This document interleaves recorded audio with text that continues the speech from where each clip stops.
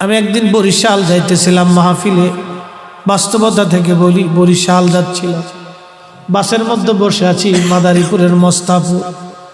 এমন সময় একজন ভদ্রলোক ভিক্ষা করার জন্য উঠছে, ইংরেজিতে ভিক্ষা চায় সবার কাছে। ছেলেরা হাসাহাসি করে, এই চুলগুলি তার পেকে গেছে, দাড়ি পেকে গেছে, চামড়া ঘুষিয়ে গেছে। আমি চিন্তা করলাম ব্যাপার কি, শিক্ষিত মানুষ ইংরেজিতে টকিং করে আবার ভিক্ষা চায়। আমি বাসের পিছনে ছিলাম, ডাক দিছি, বাবা এদিকে আসেন। বললাম মুরব্বী, শিক্ষিত মানুষ কেন ভিক্ষা করেন? বলে বাবারে দুঃখের কথা বলে লাভ কি? বললাম সন্তানাদি কি নাই? বৃদ্ধ লোকটি কেঁদে দিয়ে বলল, বাবারে 3টি সন্তান, মানুষ বানাইতে পারি নাই। আমি হাই স্কুলের ইংরেজি টিচার ছিলাম, জীবনে বহু ছাত্র মানুষ করেছি, নিজের ঘরের বাচ্চাকে মানুষ বানাইতে পারি নাই। বাবা 3টি সন্তানকে আমার সম্পদ থেকে প্রতিষ্ঠিত করেছি। ছোট ছেলের বাড়ি গেলে বৌমার ছেলের মধ্যে ঝগড়া হয়। কিছুদিন পরে ছেলেটা বলে, বাবা মেজর বাড়ি যাও। মেজর বাড়িতে যখন গেলাম, ছেলে আর বৌমার ঝগড়া হয়, বলে বড়োর বাড়ি যাও। বড়োর বাড়ি গেলাম, ছেলে আর বৌমার ঝগড়া হয়, বলে কারোর ঘরে যাও। ঘরের দুয়ার পরিবর্তন করতে করতে বৃদ্ধকালে বুড়া আর বুড়ি দুইজন ক্লান্ত হয়ে গেছি। বাবা ভিক্ষার জন্য বের হয়েছি, মন যদি বলে আমাকে 2টি টাকা ভিক্ষা দিতে পারো। দেশে বহু পাগলি দেখবেন, পাগলি, অনেক পাগলিদের বাচ্চা থাকে। পাগলিরে বলবেন, পাগলি তোর গাঠটি বক্সাটা দিয়ে দিবে, কি আছে টাকা পয়সা খাবার দাবার দিয়ে দিবে। কিন্তু যদি বলেন পাগলি বাচ্চাটা দে, পাগল মা সব দিবে কিন্তু বাচ্চা দিবে না। এটা মা মা মা মা, পাগলি মা সব দিবে কিন্তু বাচ্চা দিবে না। মা বুঝে যাও রে যুবক, মা বুঝে যাও। হ্যাঁ নবীর উম্মত, কৃতজ্ঞতা বড় দামি জিনিস, বড় দামি। এই যুবক সারাদিন ইবাদতে কাটাইতো। একদিন মা খানকার দরজার পাশে যা টুকা লাগিয়ে বলে, জোরাইজ রে দরজা খোল। আমি মারছি, 2টি কথা বলেই চলে যাব রে জোরাইজ। জোরাইজ তখন নামাজে দণ্ডায়মান, চিন্তা করে একদিকে মা, অন্যদিকে নামাজ। না না, মা চলে যায়, যাক নামাজ আমি ছাড়ব না। মা ডাকাডাকি করলো, জোরাইজ নামাজ পড়তে লাগলো, চলে গেল মা। পরের দিন মা আবার আসছে, জোরাইজ রে দরজা খোল। মারছি, 2টি কথা বলি মা চলে যাব, দরজা খোল। জোরাইজ রাহিমাহুল্লাহ তখনও দরজা খোলেন না। একদিকে নামাজ, অন্যদিকে মা। না না না, মা চলে যায়, যাক নামাজ আমি ছাড়ব না। তখনও নামাজ দণ্ডায়মান। 3য় দিন মা আবার আসছে, দরজা খোল জোরাইজ। এই দিন জোরাইজ চিন্তা করে, একদিকে মা, অন্যদিকে নামাজ। যুবক মা কি জিনিস বুঝে যাও, বাবা কি জিনিস বুঝে যাও। মা চলে যাই, যাক আমি নামাজ ছাড়ব না। জোরাইজের কিন্তু অপরাধ একটাই, মার ডাকে সাড়া দেয় না। সে কিন্তু বড় পাক্কা নামাজি ছিল, বড় বুজুর্গ ছিল। এই মা হাত বাড়াই দিছে, আল্লাহ আজকে 3 দিন হলো আমার জোরাইজকে ডাকি, আমার জোরাইজ আমার ডাকে সাড়া দেয় না।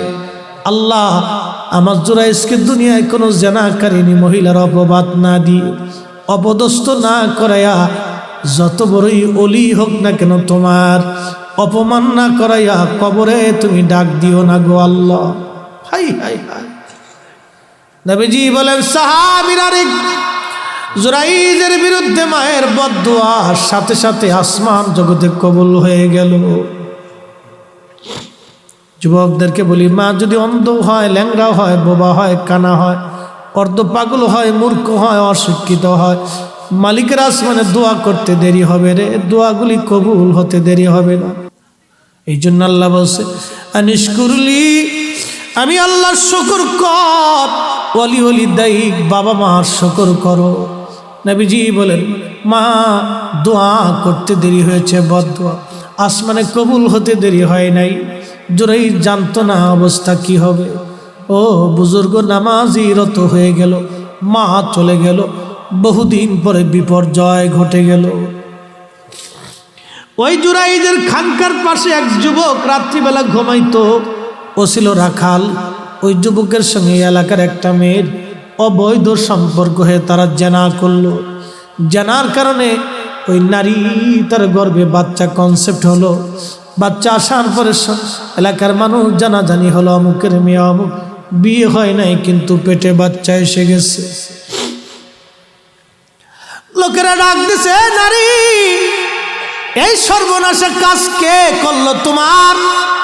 মহিলাটা ডেকে বলতেছে, কি জবাব দিবে? সে গোপনে রাখালের কাছে এসে বলল, রাখাল, তোমার কারণে আজকে আমি অন্তঃসত্ত্বা হয়ে পড়েছি, সর্বনাশ হয়েছে। এ রাখাল, আমার এ বাচ্চার পিতৃ পরিচয় কি হবে বলো?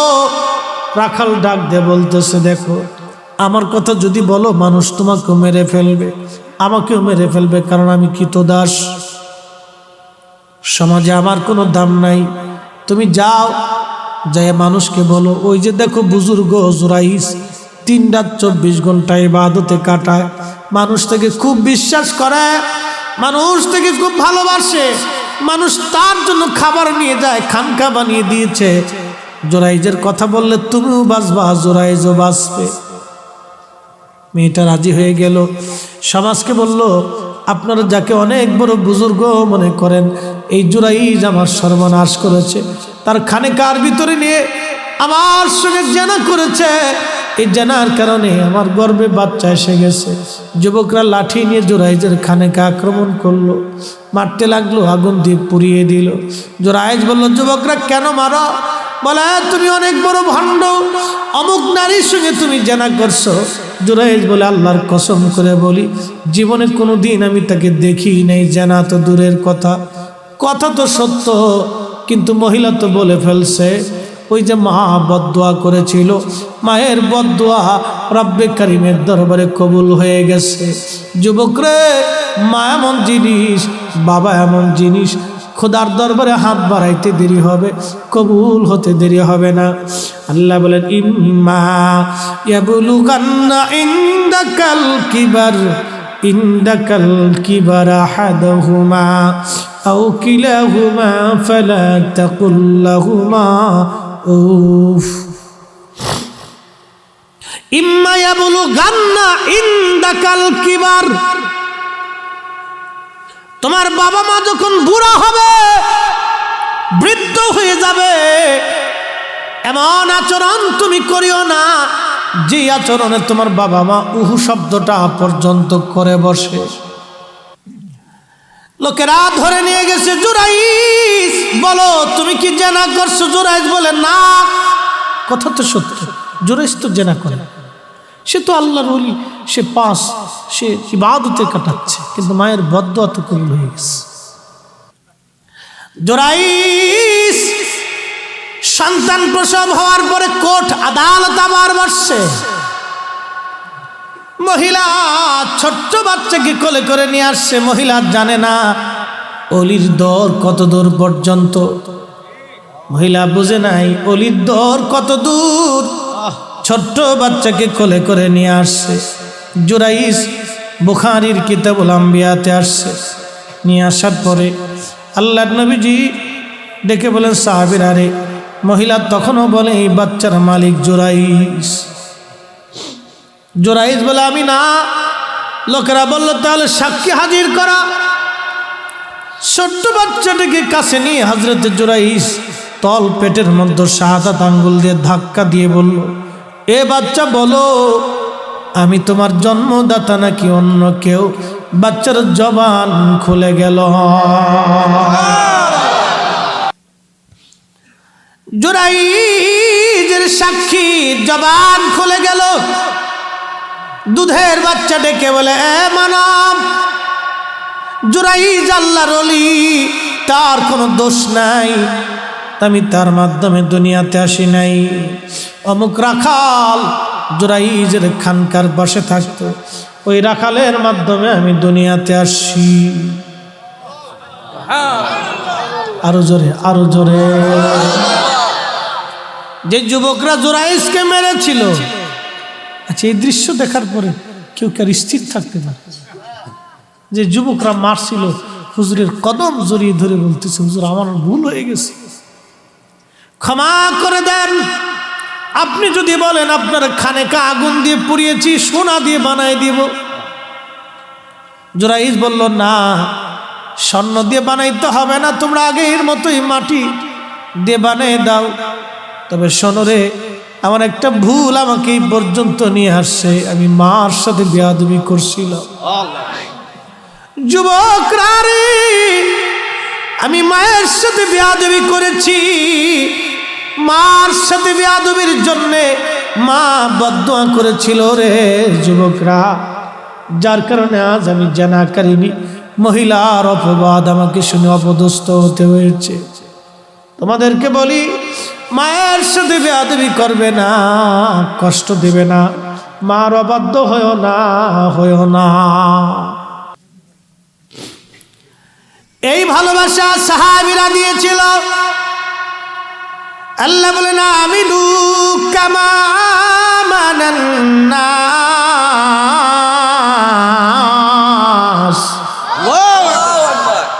তোমরা ঈমান আনো, আমার নবীর সাহাবীরা যেভাবে ঈমান আনছে সেইভাবে ঈমান আনো। সাহাবীদের ব্যাপারে আল্লাহ কোরআনে আয়াত নাজিল করছেন, সূরা বাকারার 12 নম্বর আয়াত। সেই দিন মুনাফিকরা বলল, ক্বালু আনুমিনু কামা আমানাস সুফাহা, আমরা কি নির্বোধদের মতো ঈমান আনবো? আল্লাহ জবাব দিলেন, আলা, সাবধান, ইন্নাহুম হুমুস সুফাহা। রে নবীজি, আপনি নবীর সাহাবীদেরকে যারা নির্বোধ বলে, ওরাই নির্বোধ, ওরাই বোকা। হুজুর, ওরাই নির্বোধ। সেদিন বেলালকে তারা নির্বোধ বলেছিল, কারণ হযরত বেলালের আজানের ভিতরে ভুল হইতো। বন্ধু, কেন?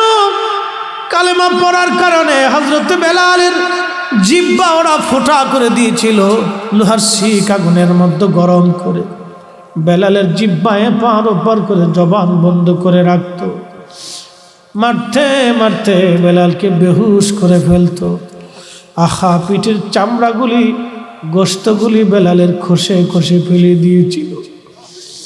প্রচন্ড গরমে লু হাওয়ার মরুর বালুর ভিতরে বেলালকে বেঁধে রেখে পাথর চাপা দিয়ে চলে আসতো।